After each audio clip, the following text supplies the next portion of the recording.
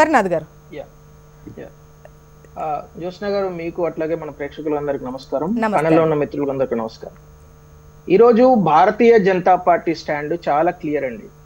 BRS party, Congress party కలిసి కేసీఆర్ ఫ్యామిలీని ఈ స్కామ్ నుంచి, కాళేశ్వరం స్కామ్ నుంచి బయట వేసే ఒక కుట్ర జరుగుతున్నది.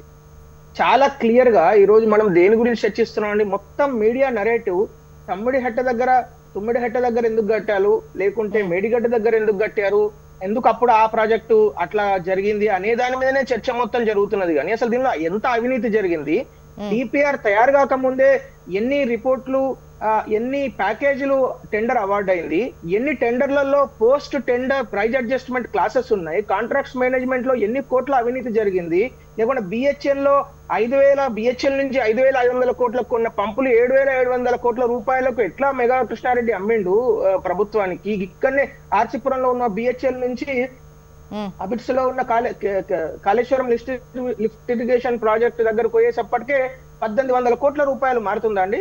అంటే ఇప్పుడు మనం అడగాల్సిన ప్రశ్నలే అసలు కొత్త డైరెక్షన్ లో వెళ్ళిపోతున్నాయి. అసలు అడగాల్సిన ప్రశ్నలు ఏంటంటే, ఫండమెంటల్ గా వాప్కోస్ అనే సంస్థ అసలు డిపిఆర్ తయారు చేయక ముందే దాదాపు 17 ప్యాకేజీలు 25,049.99 కోట్ల రూపాయల టెండర్లు కాల్ఫర్ చేయడం జరిగింది. మరి దాన్ని ఎవరు క్వశ్చన్ చేయట్లేదు అన్ఫార్చునేట్లీ. రెండో ప్రశ్న అడగాల్సింది ఏంటంటే, అసలు మొన్న హరీష్ రావు గారు మాట్లాడినా, లేకుంటే ఇంతకుముందు కేసీఆర్ గారు పెద్ద ప్రజెంటేషన్ చేసినా ఏం మాట్లాడుతుండని, వరస్ట్ ఇయర్ లో, అంటే అసలు వర్షాలు ఒక్క వర్షం కూడా పడని ఇయర్ లో మనం కాళేశ్వరం మేడిగడ్డ నుంచి లిఫ్ట్ చేస్తాం. మరి అట్లాంటిది 2 TMC lifting capacity per day ఉన్న ప్రాజెక్ట్ ప్రాణహిత చేవెళ్ళ సుజల శ్రవంతి ప్రాజెక్టును 3 TMCకి మార్చాల్సిన అక్కడే ఉన్నదండి. 3 TMCకి మార్చి దాన్ని దాదాపు 28,000 కోట్ల రూపాయల అధిక బడ్జెట్ తీసుకొచ్చి, అది తెలంగాణ బిడ్డల రక్త మాంసాల పైసలు కావండి అవి. అది ఎవరయ్యా జాగిరండి? అది రేవంత్ రెడ్డి గారి వాళ్ళ ఫాదర్ ఇచ్చిన పైసలా, లేకుంటే కేసీఆర్ గారు వాళ్ళ ఫాదర్ ఇచ్చిన పైసలా? అది మన పైసలు కదమ్మా.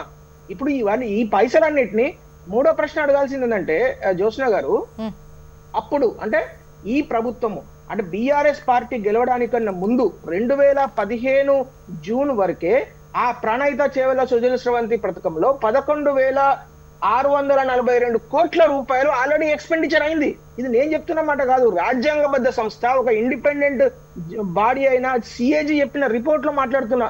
ఈ రిపోర్ట్ చూడండి. ఈ రిపోర్ట్ ప్రకారం పేజీ నెంబర్ 2లో చాలా కేటగారికల్ గా చెప్పడం జరిగింది. an expenditure of 11,642.85 crores, దాదాపు 30% was incurred up to the end of March 2016, which none of the components were completed. అంటే అసలు ఏది కూడా మీరు ఒక లాజికల్ కంక్లూజన్ కు తీసుకెళ్లకుండా అప్పుడు 10 సంవత్సరాలు అత్యంత దుర్మార్గమైన పాలన అందించి ఈ ప్రజల రక్త మాంసాల యొక్క ఆదాయాన్ని తీసుకెళ్లి మీరు కాళేశ్వరంలో పెట్టి ఎంత ఘోరమైన మాటలు. సిఏజీ రిపోర్ట్ మీరు చూస్తే అసలు మనం నవ్వాలా ఏడవాలా. ఎందుకంటే నాకు డౌట్ ఏంటంటే, పిసి ఘోష్ గారి కమిటీ వేసిన యొక్క ప్రధానమైన లక్ష్యమే ఈ మొత్తం కేసును, అంటే ఈ స్కామ్ ను, కాళేశ్వరం స్కామ్ ను మొత్తం పడావు పెట్టించి దాన్ని స్లోగా కోల్డ్ స్టోరేజ్ కి పంపించి, తర్వాత కేసీఆర్ గారు అసలు అత్యంత ఉన్నతమైన వ్యక్తి, అసలు ఒక రూపాయి కూడా అవినీతి చేయలేదు, మొత్తం కాంగ్రెస్ నిరూపించాలనుకుంటోందా? Exactly, not Congress alone, Revanth Reddy గారు పర్సనల్ గా. నేను రేవంత్ రెడ్డి గారు పర్సనల్ గా లింగం యాదవ్ గారు నేను మాట్లాడని. ఇప్పుడు మీరు చాలా విషయాలు మాట్లాడారు కదా ఇక్కడ.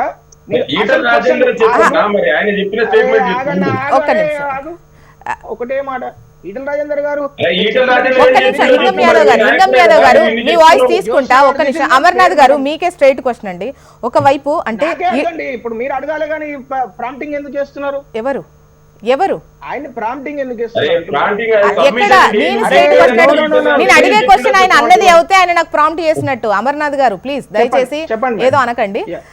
అమర్నాథ్ గారు, ఒకవైపు ఈటల చెప్పినట్టు వాంగ్మూలం కావచ్చు, ఆయన దగ్గర ఇన్ఫర్మేషన్ కావచ్చు, మీరు తప్పని అనలేరు మీ పార్టీ కాబట్టి, లేదంటే కాపాడుతున్నారు అని చెప్పేసి ఇంతకుముందు లింగం యాదవ్ గారు ఈవెన్ హరీష్ గారికి సంబంధించి కూడా మాట్లాడినప్పుడు కొంతమంది బీజేపీ నేతలు హరీష్ది తప్పేం లేదు, మిగతా వాళ్ళ తప్పేం లేదు, ఇక్కడ కేసీఆర్ది మాత్రమే అన్నటువంటిది ఒకటి మాట్లాడుతున్నారు.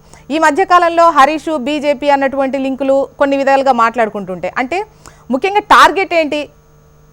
ఒకవైపు కాళేశ్వరానికి సంబంధించి ఈ పనులకు సంబంధించి అంటే కొంతమంది వ్యక్తుల పైన ఒక విధంగా లేదంటే ప్రాజెక్టుకు సంబంధించి అంటే వ్యక్తిగతంగా వాళ్ళ పైన ఉన్నటువంటి అభిప్రాయాలను బట్టి వీళ్ళు చేసి ఉండరు అని డిసైడ్ చేసేస్తున్నారా ఎవరికి వాళ్ళు?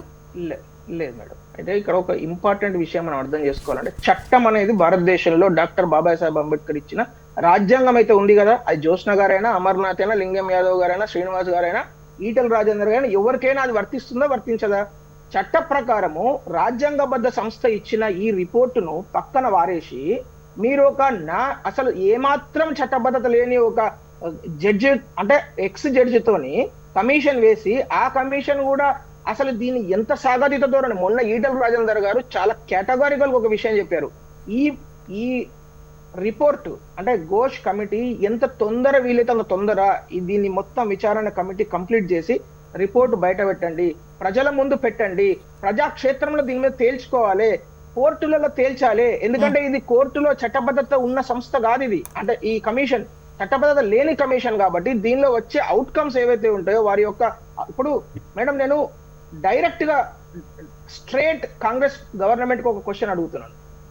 2024 మార్చిలో సిఏజీ రిపోర్ట్ వచ్చింది, 2025 మార్చిలో ఎన్డీఎస్ఏ ఫుల్ రిపోర్ట్ వచ్చింది, 2025 మార్చిలోనే ఫుల్ విజిలెన్స్ రిపోర్ట్ వచ్చింది. వాళ్ళు చాలా కేటగారికల్ గా ఏం చెప్పారు, 17 మంది ఇంజనీర్ల మీద అట్లాగే ఎల్ఎన్టీ మీద క్రిమినల్ ప్రొసీడింగ్స్ ఫైల్ చేయండి అంటే 2.5 నెలలు కావస్తున్నాయి, ఒక్క ఎఫ్ఐఆర్ కూడా ఫైల్ చేయలేదు మేడం.